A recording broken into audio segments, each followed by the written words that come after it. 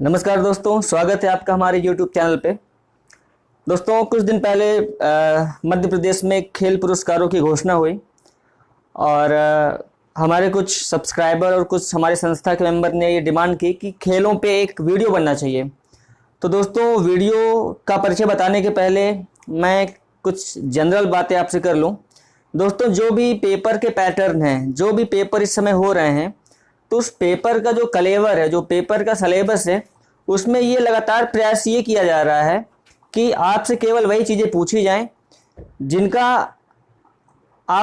आपको जानना ज़रूरी है।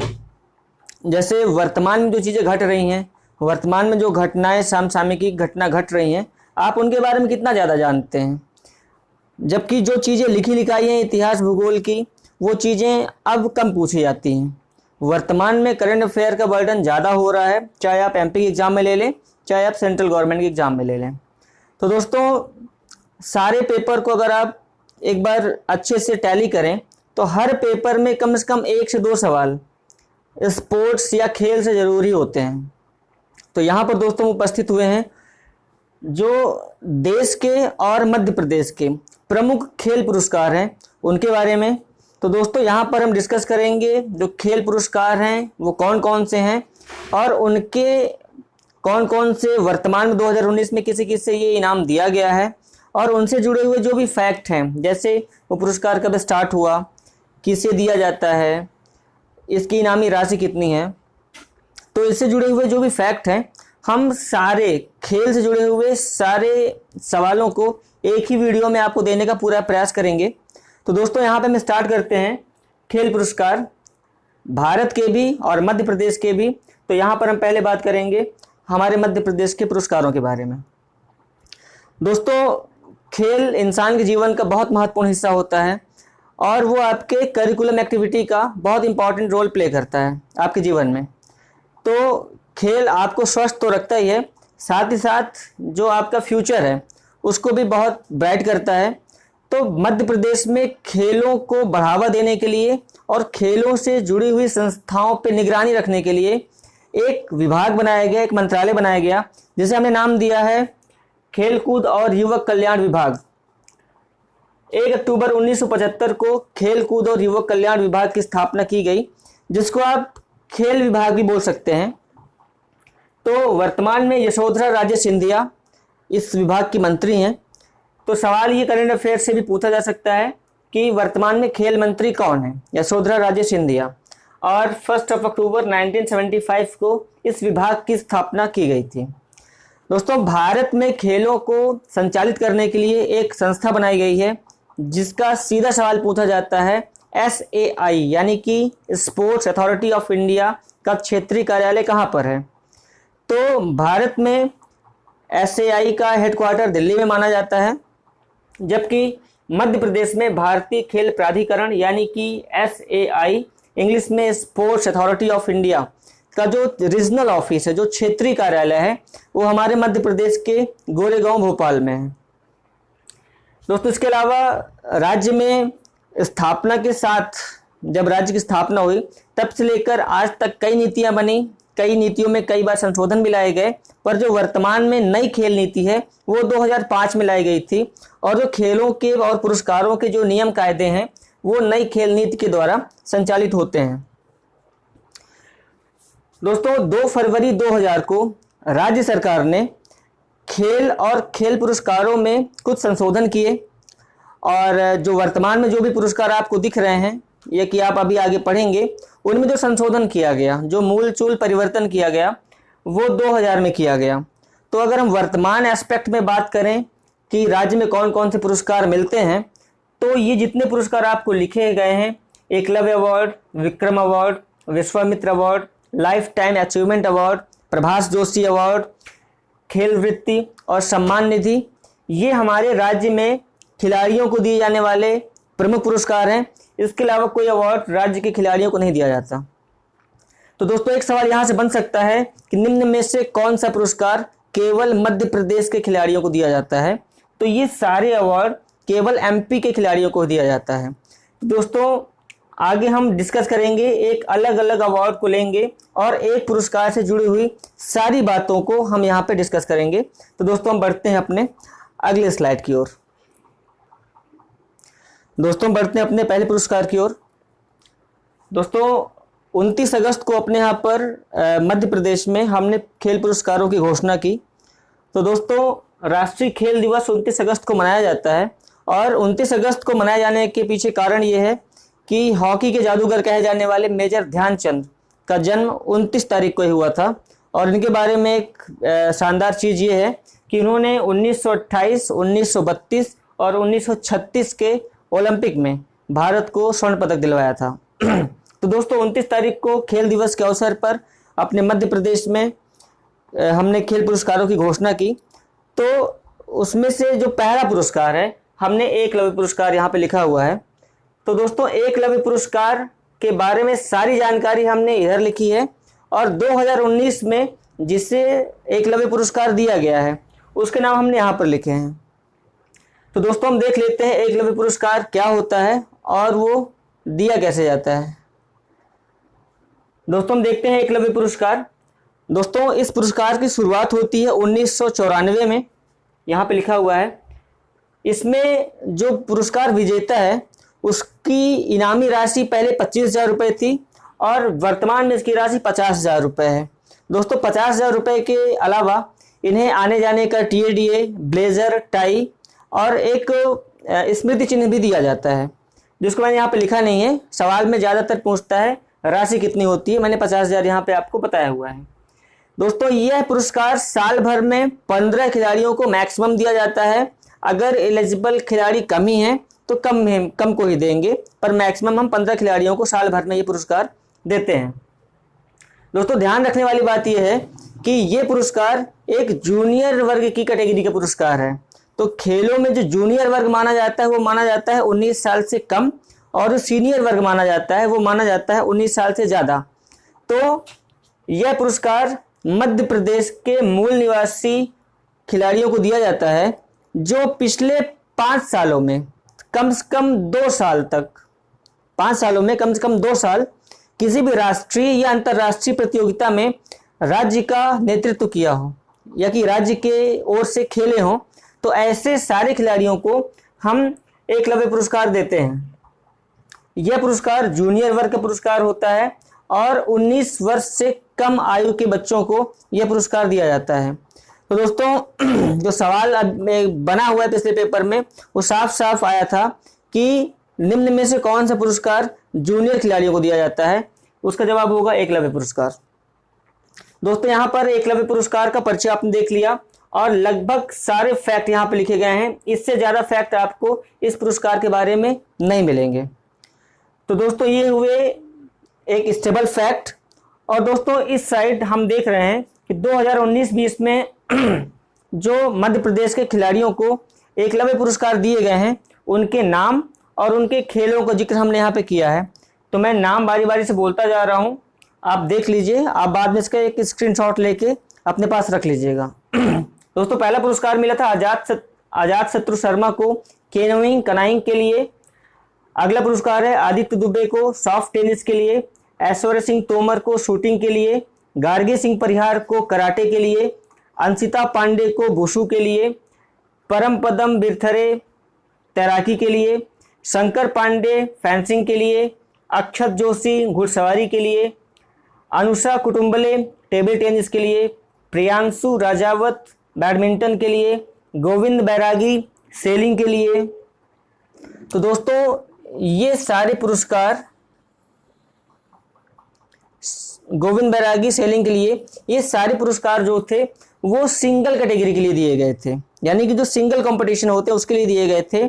इसके अलावा Shivangi Verma softball, Ishika Chaudhary hockey और नितिता जैन शतरंज, ये ग्रुप में जो खेल होते हैं उनके लिए इन्हें अवार्ड दिया गया था। तो इस प्रकार से 14 खिलाड़ी यहाँ पे नाम लिखे गए हैं जिन्हें इस साल का एकलव्य पुरस्कार दिया गया है। दोस्तों बढ़ते हैं अपने अगले पुरस्कार की ओर।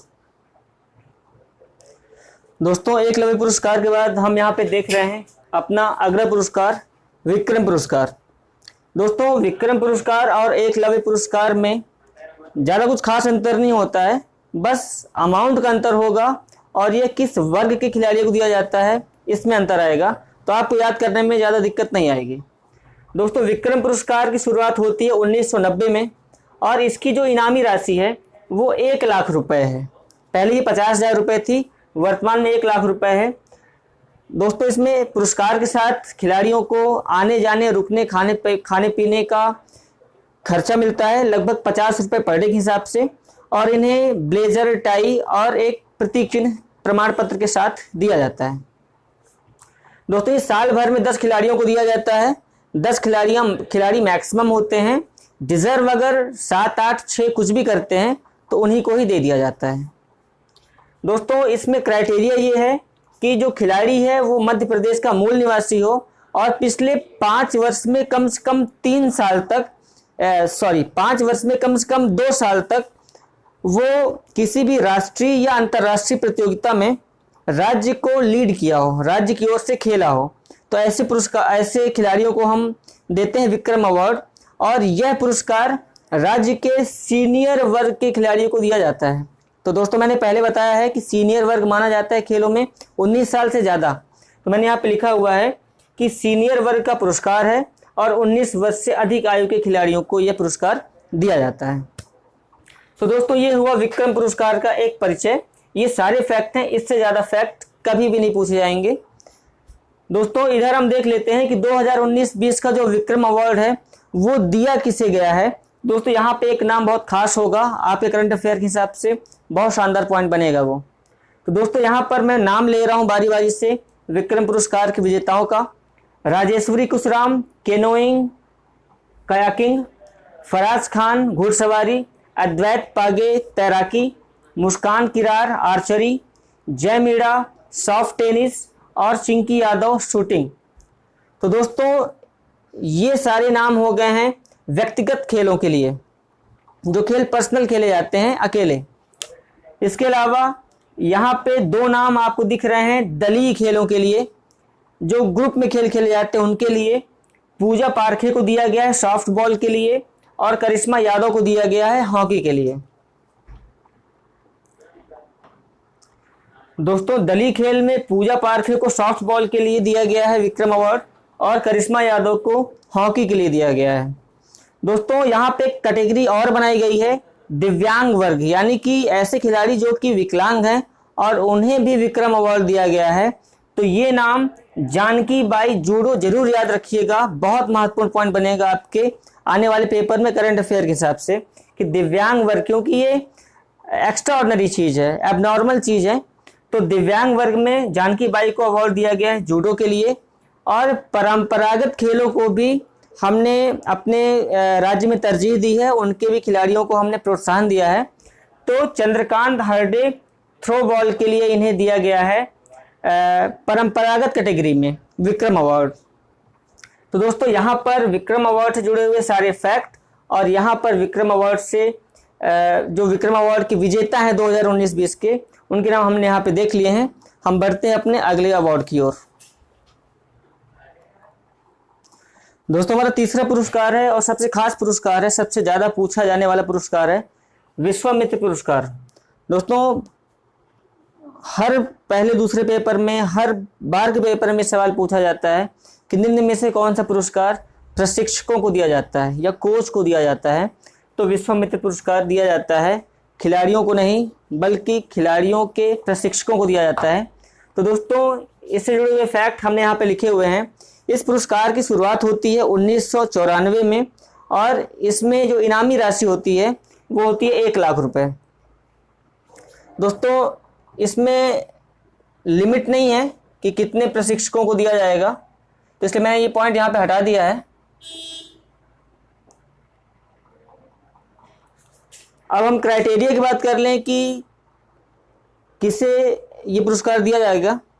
तो ऐसे कोच जो कि मूल निवासी हो मध्य प्रदेश के, और उन्होंने पिछले 5 साल में कम से कम 2 खिलाड़ियों को कोचिंग दी हो, प्रशिक्षण दिया हो, और वो खिलाड़ी या कि विक्रम अवार्ड पाए हों या कि एकलव्य पुरस्कार पाए। मैंने यहाँ पे लिखा हुआ है कि पिछले 5 साल में कम से कम 2 ऐसे खिलाड़ियों को ट्रेनिंग दी हो जिन्होंने एकलव्य पुरस्कार जीता हो, या विक्रम अवार्ड जीता हो, या 2 गोल्ड मेडल जीते हो, या 4 रजत पदक जीते हो, या 6 कांस्य पदक जीते हो। तो कम से कम 5 साल में अगर कोई 2 खिलाड़ी भी ऐसा कर लेता है तो उस खिलाड़ी को सिखाने वाले उनके गुरुओं को हम विश्वामित्र पुरस्कार देते हैं। तो सवाल मैंने यहाँ पे जवाब भी लिख दिया है कि यह पुरस्कार कोच और प्रशिक्षकों को दिया जाता है। ये सवाल बड़े साफ तौर पे पूछा जाता है कि कौन सा अवार्ड कोच को दिया जाता है। तो 2019-20 में हमने 3 लोगों को ये अवार्ड दिया हुआ है और उनके नाम मैंने यहाँ पे लिखे हुए हैं। अभिलाष एमटी पहला नाम है, दूसरा है गिरधारी लाल यादव और तीसरा नाम है श्री शरद जपे। 3 लोगों को इस बार का विश्वामित्र अवार्ड दिया गया है। दोस्तों बढ़ते हम अपने अगले पुरस्कार की ओर। दोस्तों अगला पुरस्कार है लाइफ टाइम अचीवमेंट अवार्ड। दोस्तों नाम से ही लग रहा है कि यह पुरस्कार ऐसे खिलाड़ियों को दिया जाना चाहिए या ऐसे व्यक्तियों को दिया जाना चाहिए या ऐसे संस्था को दिया जाना चाहिए जिन्होंने अपना सारा जीवन खेलों के लिए और खेलों के विकास के लिए न्यौछावर कर दिया हो। तो दोस्तों लाइफ टाइम अचीवमेंट अवार्ड 2002 में शुरू हुआ और इसको 2014 में मेजर ध्यानचंद के छोटे भाई रूप सिंह के नाम पे कन्वर्ट कर दिया गया और इन्हें रूप सिंह के नाम से ही दिया जा रहा है वर्तमान में। दोस्तों लाइफ टाइम अचीवमेंट अवार्ड के विनर की इनामी राशि है 1 लाख रुपए। दोस्तों इनामी राशि जिन जिन पुरस्कार की बताई गई है आप उसमें कंफ्यूज मत होइएगा, पूरा छानबीन के बाद ही हमने ये राशि लिखी हुई है। किताबों में अभी भी कहीं 25,000 कहीं 50,000 दिखा मिलेगा आपको, पर ये जो इनामी राशि है वो एकदम फैक्ट है, एकदम सही है, तो आप इसमें कंफ्यूज ना होइएगा। दोस्तों ये पुरस्कार दिया जाता है ऐसे खिलाड़ी, ऐसी संस्था या ऐसे कोच को जिन्होंने अपने जीवन के कई सालों तक खेलों के लिए योगदान दिया हो, खेलों में सेवा दी हो। तो जीवन पर्यंत खेलों में योगदान देने के लिए हम मध्य प्रदेश के खिलाड़ी, प्रशासक और प्रशिक्षकों को लाइफ टाइम अचीवमेंट अवार्ड देते हैं। दोस्तों 2019-20 का जो लाइफ टाइम अचीवमेंट अवार्ड है वो दिया गया है भोपाल के इनामुर रहमान को, जिन्होंने हॉकी में प्रोत्साहन के लिए, हॉकी को बढ़ावा देने के लिए बहुत महान योगदान दिया है। तो दोस्तों इस प्रकार हम अपने 4 प्रमुख पुरस्कार पढ़ चुके हैं। दोस्तों बढ़ते हैं अपने अगले पुरस्कार की ओर। दोस्तों आज के वीडियो का हम अंतिम अवार्ड देख रहे हैं, प्रभाष जोशी अवार्ड। दोस्तों यह अवार्ड बाकी अवार्ड से थोड़ा अलग होगा क्योंकि यह अवार्ड केवल और केवल जो मध्य प्रदेश का राजकीय खेल मलखंभ है उसके प्रोत्साहन के लिए दिया जाता है, उसमें अच्छा परफॉर्मेंस करने वाले खिलाड़ियों को दिया जाता है। तो दोस्तों प्रभाष जोशी मध्य प्रदेश के इंदौर के निवासी थे और ये पेशे से पत्रकार थे और क्रिकेट से जुड़ी हुई पत्रिकाओं को लेकर इन्होंने काफ़ी अच्छा काम किया था। तो उनकी इस योगदान को डेडिकेट करने के लिए हमने इनके नाम पर एक अवार्ड की घोषणा कर दी। तो दोस्तों प्रभाष जोशी के नाम पे मैं यहाँ पे लिख देता हूँ, इनका जन्म इंदौर में हुआ था और ये पत्रकार थे। तो प्रभाष जोशी के नाम पे हमने 2013 में एक अवार्ड की घोषणा की जो कि मलखंभ के लिए दिया जाता है। दोस्तों 10 अप्रैल 2013 को मलखंभ राज्य का राजकीय खेल बन गया। ये सवाल बहुत बार पूछा गया है और उसके जस्ट बाद 12 अप्रैल 2013 को मिशन ओलंपिक 2020 की घोषणा कर दी गई थी। दोस्तों मलखंभ के प्रोत्साहन के लिए पुरस्कार प्रभाष जोशी जो दिया जाता है इसकी इनामी राशि 1 लाख रुपए है और 2019-20 में इस साल किसी को इस अवार्ड से सम्मानित नहीं किया गया है क्योंकि जो सिलेक्शन कमेटी थी उनके नज़र में कोई भी ऐसा खिलाड़ी नहीं दिखा उन्हें जिन्होंने इस क्षेत्र में उल्लेखनीय कार्य किया हो। तो दोस्तों मध्य प्रदेश से जुड़े हुए जितने खेल हैं उनसे जुड़े हुए जो फैक्ट थे उनको पाने वाले जो इस साल के विजेता थे उनके नाम हमने यहाँ पे देख लिए हैं। दोस्तों इस वीडियो के अगले पार्ट में हम जो भारत के खेल पुरस्कार हैं उनको देखेंगे। तो दोस्तों चलते चलते फिर से आपसे एक बार निवेदन है कि जो हमारे अभी तक के वीडियो होंगे आप उन्हें देखें, उन्हें शेयर करें, उन्हें सब्सक्राइब करें और अधिक से अधिक लोगों को जानकारी दें। और दोस्तों इसी उम्मीद के साथ मैं आपसे विदा ले रहा हूँ कि आपको मेरी बातें पूरी समझ में आई होंगी, और मिलते हैं दोस्तों अपने इस वीडियो के सेकंड पार्ट में। बहुत धन्यवाद आपका।